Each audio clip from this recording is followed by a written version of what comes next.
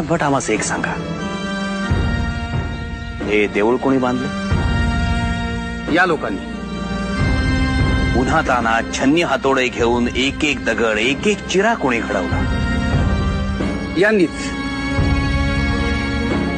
ज्या आई भवानीच्या मूर्तीची आपण प्राणप्रतिष्ठापना करणार आहात, ती मूर्ती कोणी घडवली?